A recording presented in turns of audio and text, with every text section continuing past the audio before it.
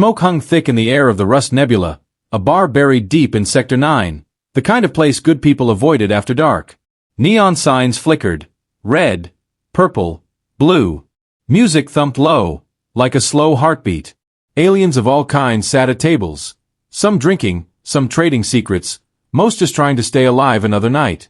In the center of it all sat Vorak. He wasn't just big, he was huge.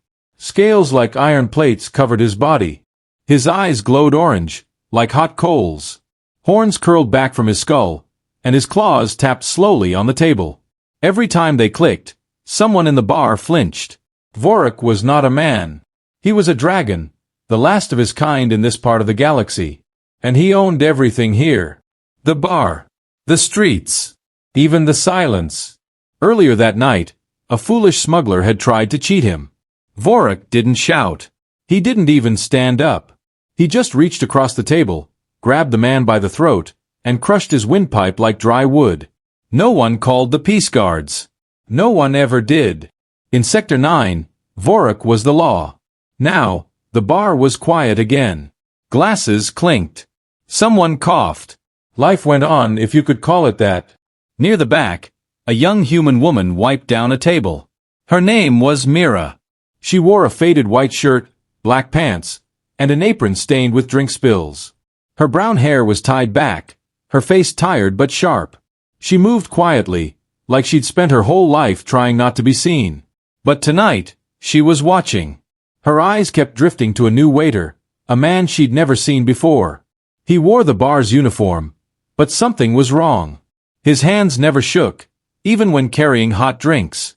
His smile never reached his eyes. And when he walked past Vorak's table, he didn't look down like everyone else. He stared. Myra's stomach twisted. She'd seen this before. Long ago in another life. That look in a man's eyes. It wasn't fear. It was focus. The kind of focus a killer has right before he pulls the trigger. She glanced at the door. No backup. No guards. Just Vorak, his 2 lieutenants, and 50 scared customers. The fake waiter moved toward the kitchen, but not before slipping something small from his sleeve into the pocket of his vest. Mira saw it. A weapon. Compact. Silent. Deadly. Her heart pounded. She had a choice. Stay quiet and hope nothing happened, or do something stupid. She picked stupid. Grabbing a clean napkin, she scribbled 3 words with a shaky hand. Fake waiter. Armed. Left side. Then she walked straight to Vorak's table. Every eye in the bar followed her. Some thought she'd lost her mind. Others closed theirs, not wanting to see what came next. Mira stopped 2 feet from Vorak. She didn't bow. Didn't tremble. She just placed a fresh drink on his table, and let the folded napkin slide under it with her fingertips. For a long second, nothing happened. Vorak didn't move. Didn't speak. He just stared at the napkin like it was a live bomb. Then, slowly, he picked it up. He unfolded it. Read the words. And did something no one in the bar had ever seen him do. He smiled. Not a kind smile. Not even an angry one. It was the smile of a predator who just found out his prey walked into the trap on purpose. His orange eyes lifted, not to the fake waiter, but to Mira. She held his gaze for one breath, then turned and walked away, her legs weak but steady. Behind her, Vorak stood. The floorboards groaned under his weight. Patrons scrambled back. Chairs scraped. Glasses fell. The fake waiter froze at the bar counter. He saw Vorak rising. Saw the napkin in his claw. He knew he'd been caught. His hand moved fast, diving toward his vest. But Vorak was faster. A roar split the air. Deep, ancient, terrifying. Glass shattered. Lights flickered.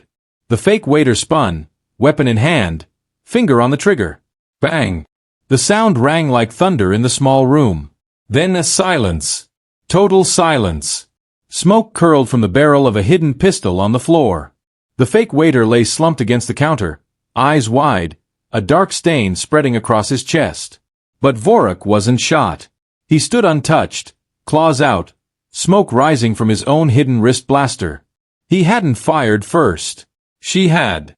From the shadows near the kitchen door, Mira lowered a small pistol she'd pulled from her apron. Her hands shook now. Her breath came fast. She hadn't just warned him. She'd saved him. Vorik turned his burning eyes back to her. The whole bar held its breath.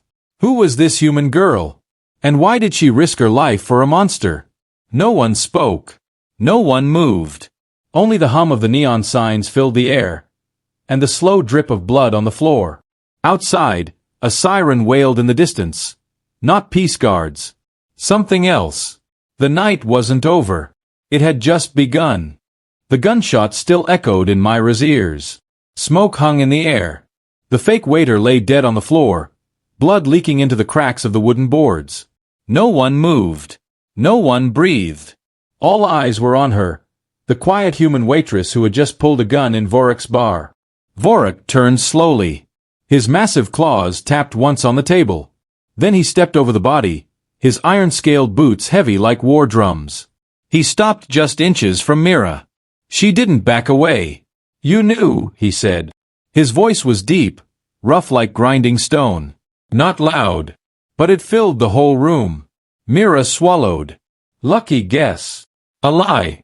And they both knew it. Vorik studied her face, not with anger, but with cold curiosity. Like she was a puzzle he hadn't expected to find in a place like this. Before he could speak again, a metallic clang broke the silence. From the shadows behind the bar, a figure stepped forward. Tall, built like a tank, with half his face replaced by glowing red cybernetics.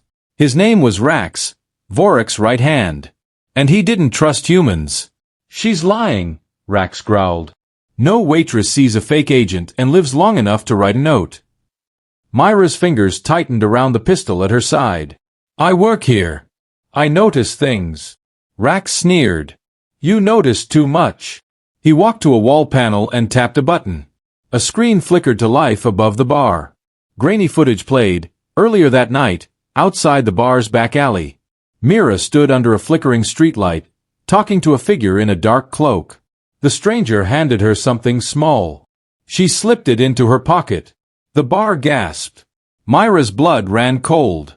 They had cameras there? Vorik's eyes narrowed. "Who was that?" "I don't know," she said quickly. "A customer. He dropped his credit chip.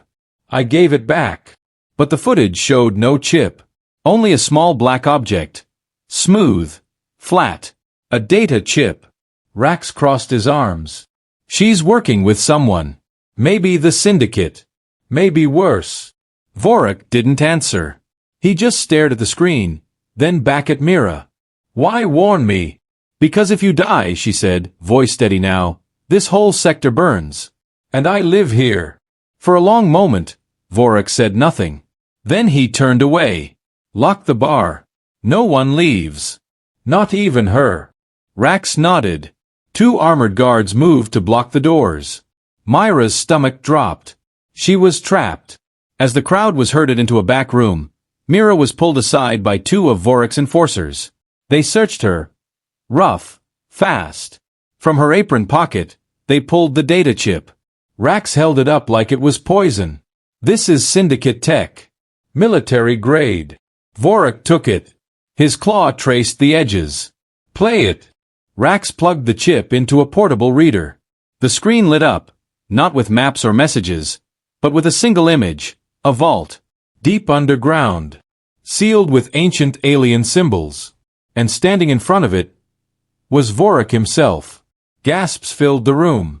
"That's the Iron Vault," someone whispered. "No one's seen it in years." Myra's mind raced. She hadn't sent that image. Who did? Then the screen changed. A new message appeared in bold red letters. "He doesn't know you yet, but he will. And when he does, he'll kill you." The room went silent. Vorik turned to Mira. His eyes burned. "Who sent this?" "I swear I don't know," she said. "I just took it because I was scared." But the truth was worse. She did know who sent it. And if Vorik found out, she wouldn't just be locked up. She'd be fed to the scraphounds in the lower pits. Rax stepped closer, his mechanical eye whirring as it focused on her. "She's hiding something. I say we open her up and see what's inside." "No," Vorik said. His voice was quiet. Final. Everyone froze.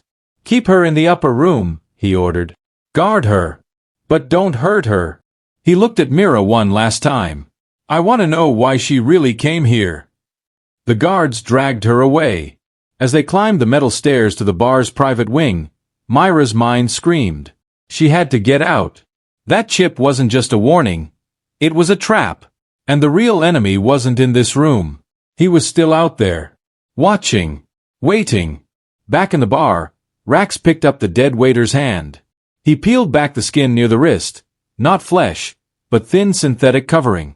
Underneath, metal bones glowed faintly blue. He wasn't human, Rax muttered. He was a synth agent. Hollow Syndicate model. Vorek's fists clenched. The Syndicate hadn't just sent a killer. They'd sent a machine. And if one got in, more would follow. He looked toward the stairs where Mira had disappeared. Why would a human girl risk her life to save a dragon? Unless she knew what was in the vault. Unless she'd been there before.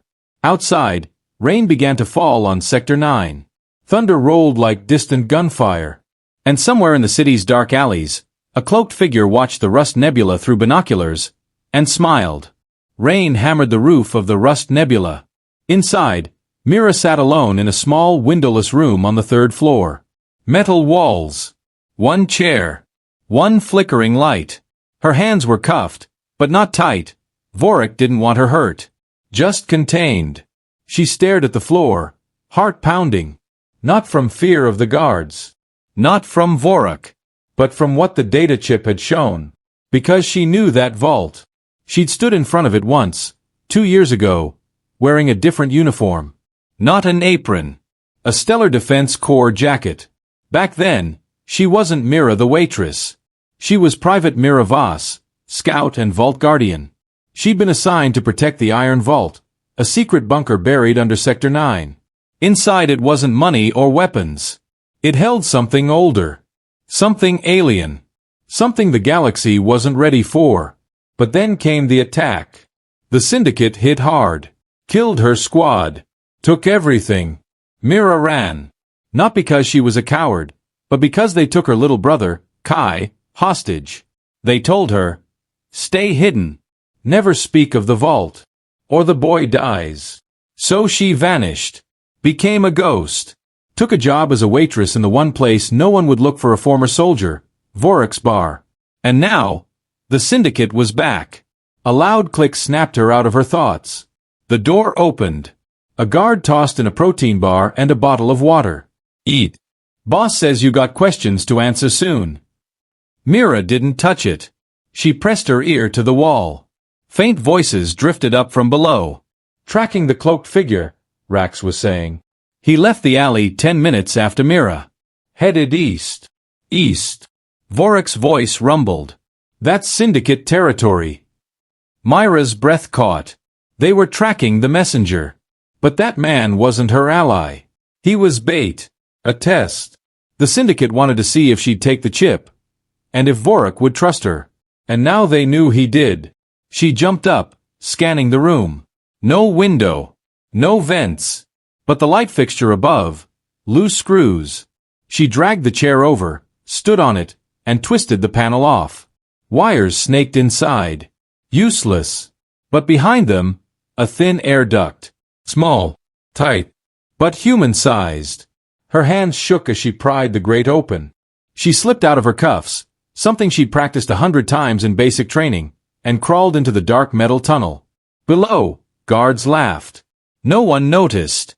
She crawled for what felt like forever, elbows scraping metal, dust in her throat. Finally, the duct opened into a storage hallway. Empty. She crept past crates, past old engine parts, and found a back exit, a rusted door leading to a fire escape. Cold rain hit her face as she stepped into the night. Sector 9 stretched before her. Neon signs, flying bikes, trash fires and barrels. She had one place to go. One person who might still be safe. He was hiding in an old laundry basement 3 blocks away, under a false floor, with 2 weeks of food and a radio. Mira had checked on him every 3rd night. But tonight, she had to move him. She ran through alleyways, keeping to shadows. But halfway there she froze. Two figures stood outside the laundry building. Oh! Silent. Wearing long coats with no markings. Syndicate hunters. One held a scanner. It beeped softly, pointing right at the basement. They found him. Mira ducked behind a dumpster, heart hammering. She had no weapon, no backup, just her wits. Then she remembered something. Back in the bar, before the fake waiter died, he dropped a small device near the counter, a comms jacker, used to hijack local signals. She'd stuffed it in her apron pocket without thinking. She still had it. Quietly, she pulled it out. Pressed the button. A burst of static exploded from every nearby speaker. Street ads, bike engines, even the hunter's earpieces. The two men cursed, clutching their heads. Mira didn't wait. She sprinted across the street, slammed the basement door open, and dove inside. Kai, we have to go now. Her little brother, just 12, shot up from his cot. Mira, they've been watching for hours. I know, she said, grabbing his pack. But we're smarter. She pulled up the false floor, yanked a hidden panel, and revealed a tunnel, part of the old sewage system. Go. I'm right behind you. Kai scrambled in. Mira turned, just as the basement door burst open. A hunter stood in the doorway, pistol raised. Was, you've caused enough trouble. Mira didn't speak. She kicked a metal bucket toward him. As he flinched, she slammed the door shut and locked it with a rusted bolt. Then she ran into the tunnel, pulling the hatch closed behind her. Darkness swallowed her. Somewhere ahead, Kai whispered, "Where do we go now?" Mira took a shaky breath. There was only one place left. The one place the syndicate would never expect her to return to. Vorok's vault. Because if they were coming for the weapon, she had to get there first. And this time, she wouldn't run. Outside, the rain turned to thunder. And deep beneath the city, something inside the iron vault began to hum. Mira and Kai ran through the dripping sewage tunnels, their boots splashing in shallow water. The air smelled of rust and rot, but Mira didn't slow down. Every second counted. Behind them, the syndicate hunters would break through the hatch soon. Ahead, only one hope. The vault is real? Kai panted, struggling to keep up. I thought you made it up to scare me. I wish I had, Mira said, glancing back. It's real. And it's dangerous. She remembered the day she first saw it, a massive round door made of black metal, covered in strange symbols that glowed when touched. The weapon inside wasn't a bomb or a gun. It was something older, something that bent space, time, even thought. The Stellar Core called it the Echo Core. One pulse from it could disable an entire fleet, or wipe out a city if misused. And the Syndicate wanted it gone. Not to use it, to erase it. Because if the galaxy knew such power existed, wars would never end. They reached a dead end, a brick wall covered in vines. Mira pushed a loose stone. A hidden panel slid open. Beyond it, a clean, white corridor, humming with soft blue light. Clean air. No smell. No sound but the low thrum of machines. The vault's lower access, she whispered. Only 5 people knew this entrance. Now, only 3. Kai stared in awe. You never told me any of this. I was protecting you, she said. Now I need your help. She pulled a small keycard from her boot, the last thing her squad leader gave her before he died. She swiped it. A door hissed open. Inside, the vault stretched deeper than she remembered. Metal walls. Floating drones. And in the center, on a pedestal of crystal, sat the Echo Core, a smooth black sphere, no bigger than a human head, pulsing like a slow heartbeat. But something was wrong. The core's light was red, not blue. It's destabilizing, Mira whispered. If it blows here, half the city goes with it. Suddenly, a deep voice echoed from the shadows. I told you she'd come back. Mira spun. Standing at the vault entrance, arms crossed, scales gleaming under the red light, was Vorok. Behind him stood Rax and 4 armed guards. Kai gasped. It's him. The dragon. Mira stepped in front of her brother. Stay behind me. Vorok didn't move closer. You ran. But you came here. Why? Because the syndicate is going to destroy the core, Mira said. And if they do, it'll create a black hole. Millions will die. Vorek's eyes narrowed. You knew about the core. You guarded it. Yes, she admitted. I was a scout for the Stellar Defense Corps. I failed my mission. I lost my team. I ran to save my brother. She looked him straight in the eyes. But I'm not running now. Silence filled the vault. Then Vorek did something shocking. He lowered his weapons. The syndicate sent a warship, he said.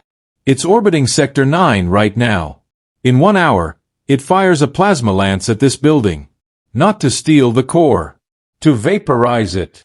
Myra's blood ran cold. They'll kill everyone in the blast radius. Exactly, Vorek said. Including your brother. He stepped forward, voice low. I can't stop that ship alone. But you know how the core works. You know its controls. What are you saying? She asked. I'm saying, Vorek growled, we work together. You shield the core. I fight the ship. Or we all die. Mira looked at Kai. He was scared, but nodding. She turned back to Vorek. One condition. After this, my brother walks free. No debts. No threats. Vorek gave a slow, heavy nod. Deal. Just then, red alarms flashed. A voice boomed from the vault speakers. Warning. Unauthorized entry detected. Sector G7 breached. The syndicate was inside the building. Vorek turned to Rax. Hold this level. I'm taking the sky lift. He looked at Mira. Can you activate the core's shield? I can try, she said. But I'll need time. Then run, Vorek said. I'll buy you 5 minutes. He turned and charged down the corridor, claws out, roaring like thunder. Mira grabbed Kai's hand. We have to move fast. They raced to the core's control panel. Wires, screens, ancient buttons.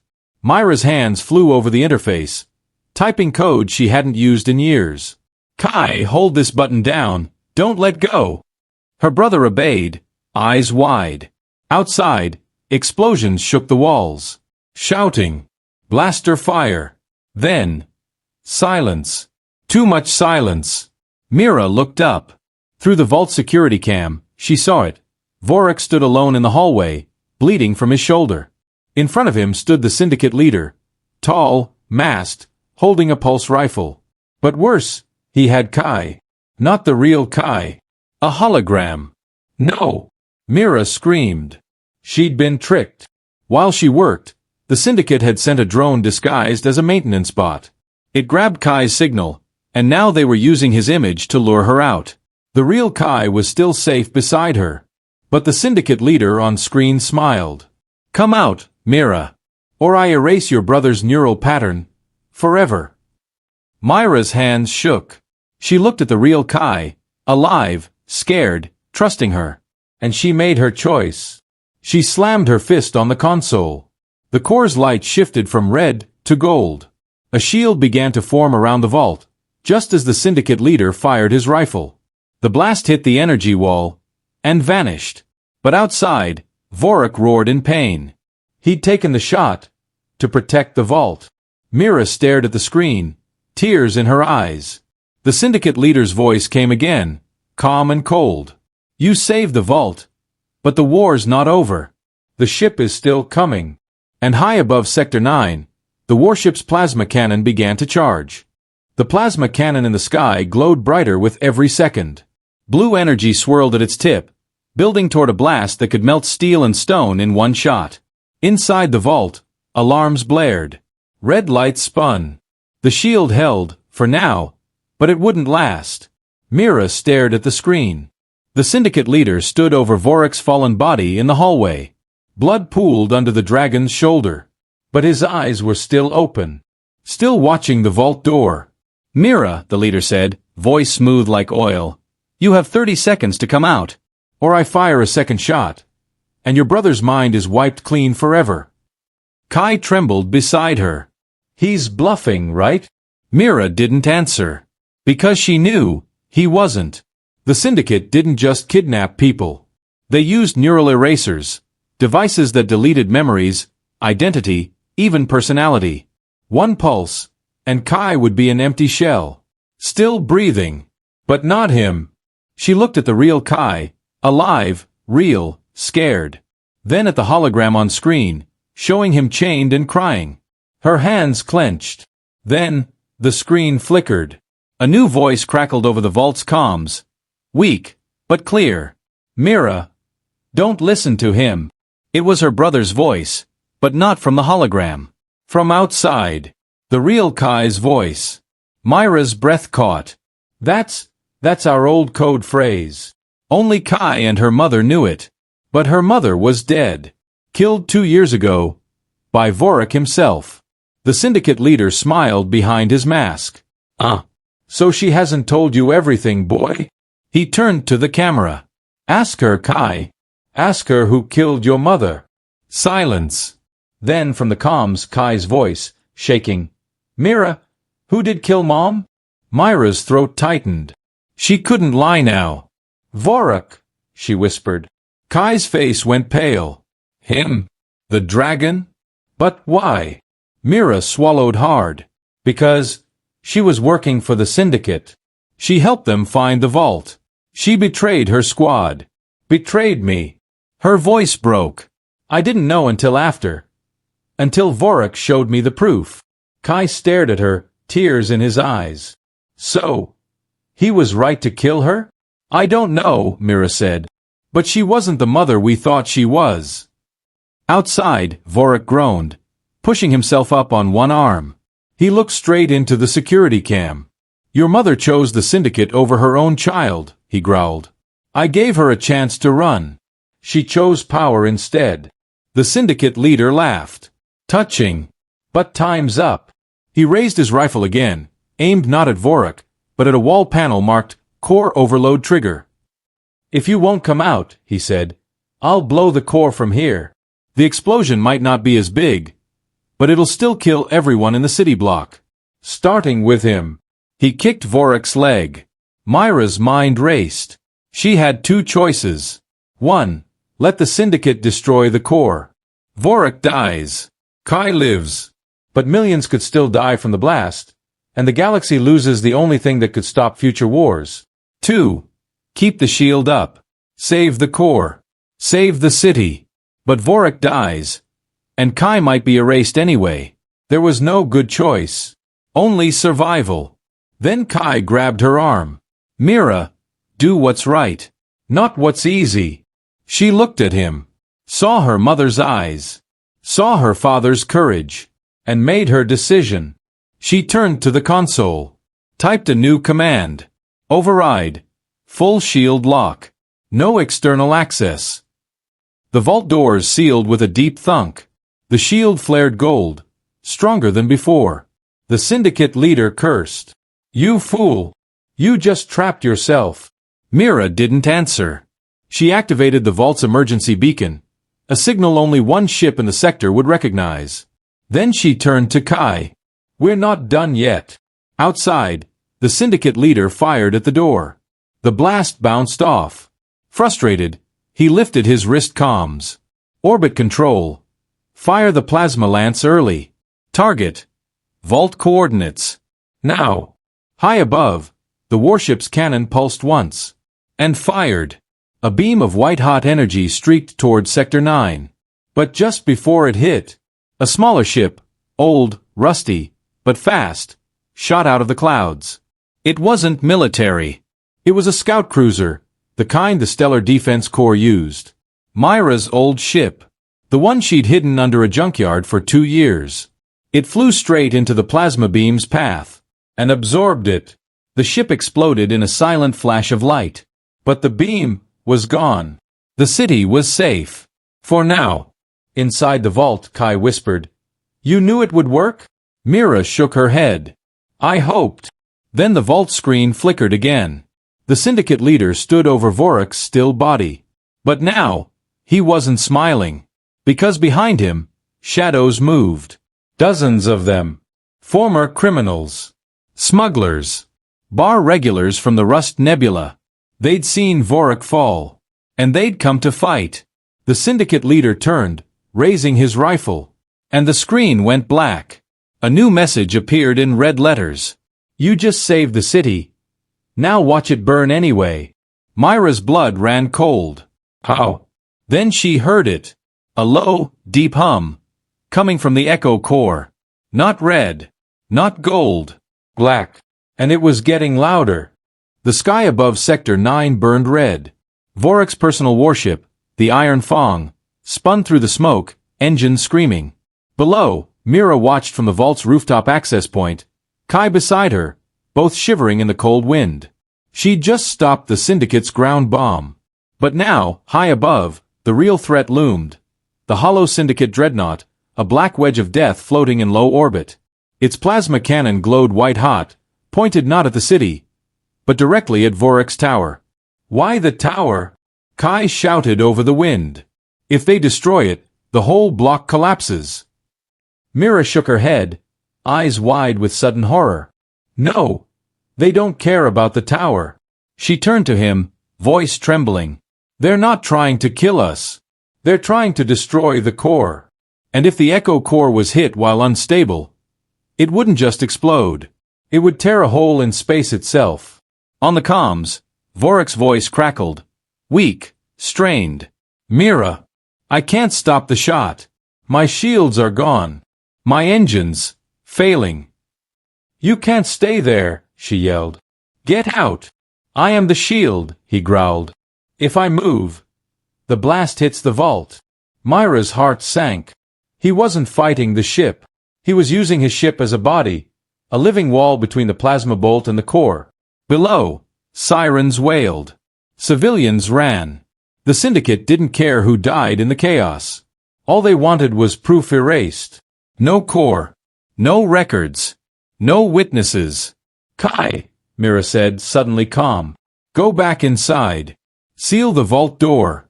Don't open it for anyone, not even me, until I say it's safe. But, now, she ordered. He ran. Mira turned and sprinted to the rooftop drone bay. Only one craft remained, a tiny scout skiff, barely armed, barely fast. But it was fast enough. She jumped in, fired the engine, and shot into the sky.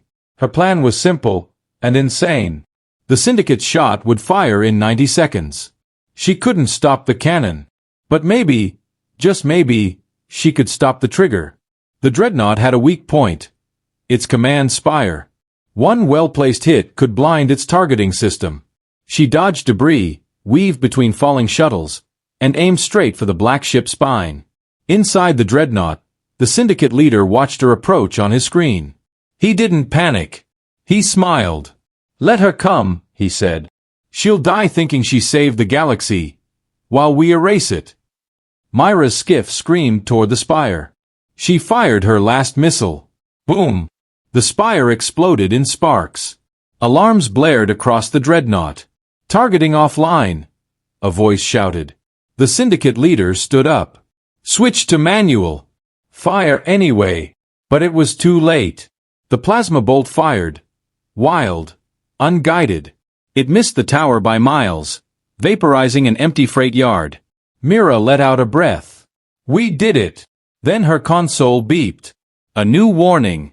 Energy surge detected. Echo core, active. Her blood turned to ice. She hadn't stopped the threat.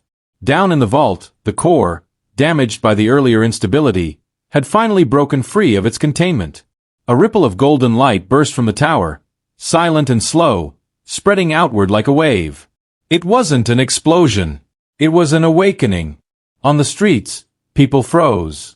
Their eyes glowed gold for a split second. Ships dropped from the sky, not crashing, but floating, as if gravity had forgotten them. Even the Syndicate dreadnought stopped firing. Silence. Complete and total. Then, deep below the city, a sound no one had heard in 10,000 years echoed through the tunnels. A heartbeat. Not human. Not machine. Alien. Myra's skiff drifted helplessly as the energy wave passed through her. For a moment, she saw flashes. Stars being born, planets dying, a civilization of light screaming into the void. Then it was gone. She gasped, back in her seat. Below, Vorek's ship hung dark and broken in the sky. But he was alive. Barely. And the Echo Core was no longer on its pedestal. It was floating, hovering in the center of the vault, slowly spinning, as if it had been waiting. Waiting for someone worthy. Waiting for a choice. Myra's comms crackled. It was Kai. Mira. It's moving. The core. It's calling me. No, she shouted. Stay back. But she knew, this was never about weapons or war. The core wasn't a tool. It was a key. And the door was opening. Far above, the syndicate leader stared at his dead screens. His ship wouldn't respond. His crew stood frozen, eyes wide. He whispered one word, impossible. But it wasn't impossible. It was just the beginning. And in the quiet that followed, the whole galaxy held its breath. The black hum from the Echo Core filled the vault like a storm before lightning. The air grew heavy. Lights flickered. Even the metal walls seemed to bend inward, as if space itself was folding. Mira grabbed Kai's hand. We have to shut it down now. But the console was dead. No buttons worked. No screens lit up. The core wasn't broken. It was awake. Outside, explosions rocked the building. Shouts. Blaster fire. The people of Sector 9 were fighting back, but they didn't know the real danger wasn't the Syndicate anymore. It was the core. Mira remembered the old warning from her training. If the Echo Core turns black, it's feeding on fear. On chaos. And once it starts, it won't stop until everything is gone. She looked at Kai. Do you trust me? He nodded, eyes wide but steady. Always. She pulled him close. Then hold on. She ran to the core's pedestal, not to stop it, but to touch it. Kai screamed, no, it'll erase you. But Mira knew the truth. The core didn't destroy minds. It connected them. And if someone with pure intent reached in, they could calm it. Her fingers brushed the black surface. Instantly, her vision exploded with light. She saw everything. The birth of stars. The fall of empires. Vorek as a young dragon, hiding in ruins after his clan was wiped out. Her mother, crying as she took Syndicate money to save Kai's life. The Syndicate leader, just a scared boy once, orphaned by war. The core wasn't evil. It was lonely. And it fed on pain because no one had ever shown it peace. Mira closed her eyes. She didn't fight the visions. She whispered one word, enough. And in her mind, she showed the core something it had never seen. A human girl, working in a bar. A dragon protecting his people. A brother, waiting in the dark. Not enemies. Not weapons. Just people trying to survive. The black hum softened. The light shifted, slowly, gently, from black to silver. Then silence. The core floated peacefully, glowing like moonlight. Above them, the warship's weapons powered down. The fighting outside stopped. Even the wind seemed to hold its breath. Mira pulled her hand away. She was weak, but alive. Kai hugged her. You did it. No, she whispered. We did. Outside, the dust settled. Vorek stood in the ruined hallway, wounded but alive. His lieutenants helped him up. The Syndicate leader was gone, fled when the core changed. The people of Sector 9 stood together, human and alien, thief and worker, all staring at the sky in awe. Vorek looked toward the vault entrance. He knew Mira had done something no warrior, no general, no king could do. She didn't destroy the weapon. She healed it. In the days that followed, Vorek disappeared. No one saw him leave. Some said he went to the stars. Others said he walked into the wastelands to find peace. But before he left, he did one thing. He gave Mira the deed to the Rust Nebula, and the key to the vault. Not as a boss. Not as a warlord. As a partner. Mira reopened the bar, but not as a hideout for criminals. Now it was a safe house. A meeting place for rebels, refugees, and lost souls. Humans, aliens, even former Syndicate scouts seeking a second chance. She didn't wear an apron anymore. She wore a simple dark coat with a silver pin, shaped like the Echo Core. People called her the guardian. But to those who knew her, she was still just Mira. One evening, as she stood on the bar's rooftop watching the sunset over Sector 9, a young girl approached, new waitress, nervous hands, tired eyes. She handed Mira a folded note. Mira opened it. 3 words. New threat. Outer rim. Coming fast. She looked up at the stars. Then smiled. Because she wasn't alone anymore. Behind her, Kai tuned a radio. Rax trained new guards. Former enemies shared drinks at the bar. And deep below, the core hummed softly. Not in warning, but in peace. The galaxy was still dangerous. But now it had defenders. Real ones. Not monsters. Not soldiers. Just people who chose to care. And somewhere, in another bar, in another sector, a dragon watched the news feed, and nodded. The waitress had changed everything. Not with a gun. Not with a war. But with a single note. And a heart that refused to break.